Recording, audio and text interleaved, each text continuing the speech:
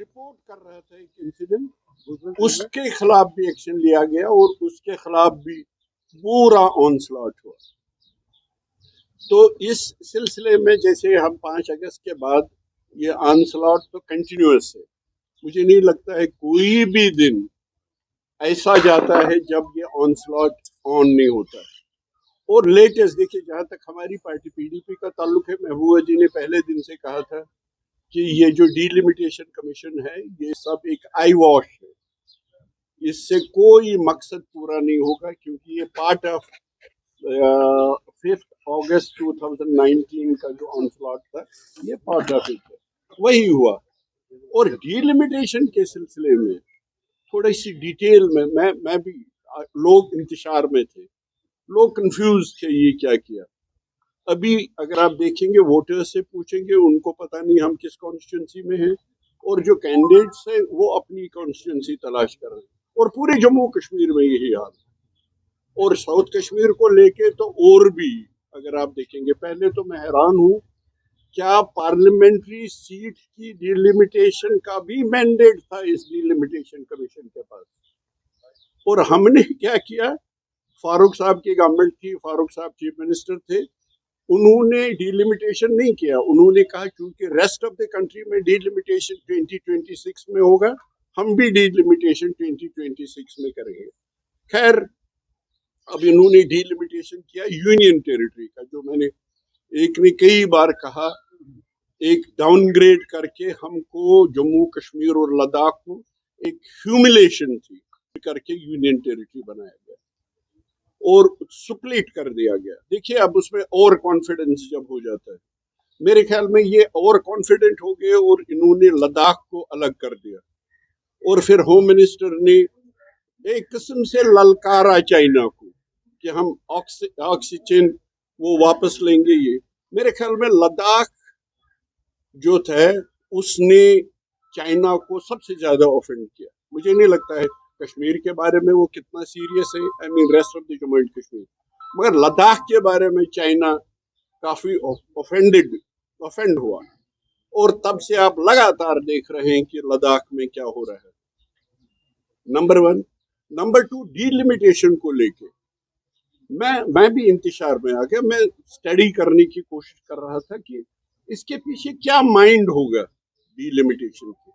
चलिए, हम तो इसके हक में नहीं थे, पीडीपी कहती थी कि ये तो बिल्कुल उसका एक हिस्सा है जो बिल्कुल सही निकला, उसी का एक हिस्सा था, मगर मैं सोच रहा था इसके पीछे वर्किंग माइंड क्या होगा। अब एक जज साहब ये देख रहे थे, लॉ नोइंग पर्सन चेयरमैन थे डिलिमिटेशन कमीशन के।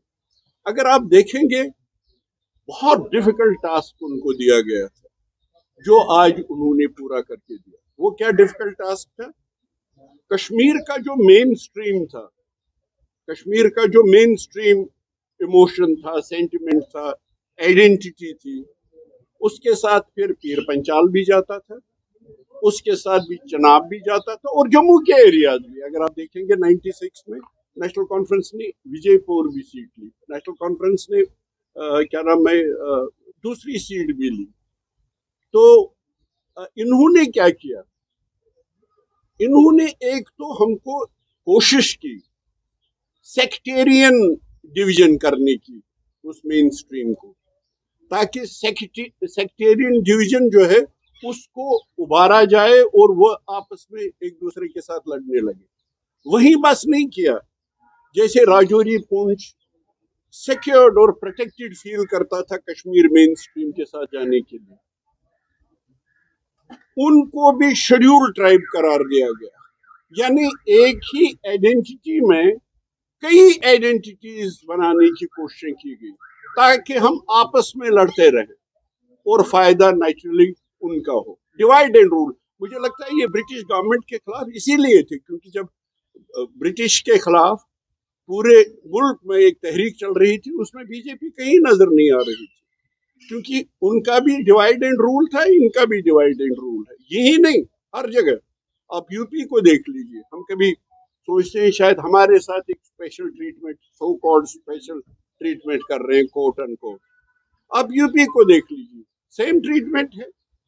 इलेक्टेड चीफ मिनिस्टर यूपी के कहते हैं, इलेक्टेड चीफ मिनिस्टर इस वक्त भी है, कि ये 80% और 20% का इलेक्शन। फिर भाईजान की बातें होती है, फिर औरंगजेब की बातें होती है, फिर होता है कि 20% 80% को खा जाएगा, इसलिए 20% को अलग रहने दो, 80%। How can an elected chief minister say that I represent only 80% of my population? I don't represent, I don't consider even rest of the 20%. यही ये खेल चल रहे हैं। जब कुछ भी नहीं तो कर्नाटका से फिर हिजाब की स्टोरी लाओ और इसको पोलराइज कर रहे, क्योंकि इनके पास परफॉर्मेंस के लिए तो कुछ भी नहीं। आप हमारी इकोनॉमी देख लीजिए, डाउनस्लाइड पे है। आप अनएम्प्लॉयमेंट देख लीजिए तो अनएम्प्लॉयमेंट देख लीजिए तो बिल्कुल ऊपर जा रही है। आप इन्फ्लेशन को देखिए तो ऊपर जा रही है। इनके पास कुछ है नहीं, इनके पास एक ही बात है, पोलराइज करो, डिवाइड एंड रूल करो ब्रिटिश गवर्नमेंट की तरफ से। तो यहाँ जो जम्मू कश्मीर में किया, आप किसी क्राइटेरिया, किसी मेरिट को देख लीजिए, किसी पैरामीटर को ले लीजिए। एक सीट है असेंबली सीट पाडर की 50,000 वोटर्स, एक सीट है डूरू की 2 लाख वोटर। अगर आप यूनिवर्सली देखेंगे, पूरी दुनिया में डेमोक्रेटिक वर्ल्ड में देखेंगे, जब भी डिलिमिटेशन होता है इसकी बेसिक चीज एक ही है, एक वोटर को एक वोट है, एक इंडिविजुअल को, एक पर्सन को एक वोट है, उसी पे डिलिमिटेशन होती है।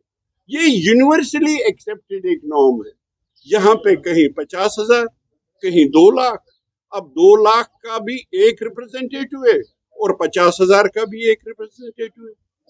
कोई क्राइटेरिया, किसी एंगल से आप इसको देख लीजिए। और मुझे लगता है फिर फाइनली इसमें एक तो सेक्टेरियन आइडेंटिटी एक ही थी, आइडेंटिटीज क्रिएट करो, सेक्टेरियन क्रिएट करो और शेड्यूल ट्राइब क्रिएट करके इनको आपस में लड़ाओ। और ये हरकतें तो पहले ही यहाँ ये हथकंडे लोगों के सामने आए हैं और नाकाम हुए हैं। मुझे आज भी याद है जब पार्लियामेंट्री इलेक्शन थे, मुफ्ती साहब लड़ रहे थे साउथ कश्मीर से, हमारे आगा मेहदी साहब लड़ रहे थे, आगा रोहल्ला साहब के वालिद लड़ रहे थे। उस वक्त भी उमर साहब ही जीत गए। इसलिए इनके ये नए हथकंडे जो हैं ये पहले ही नाकाम हो गए। वहां मुफ्ती साहब जीते थे और ये बल्कि मुझे लगता है आज भी इनके शेड्यूल ट्राइब डिक्लेयर करने के बावजूद मुझे लगता है राजौरी का और पुंछ का जो वोटर है, हम मजहब की बुनियाद की बात नहीं करते हैं, जो वहां का वोटर है, मेजॉरिटी वोटर, वो अपने आप को ज्यादा करीब समझता है कश्मीर के देन वो समझता है। तो इसलिए मुझे लगता है इनकी ये चाल भी जो सोची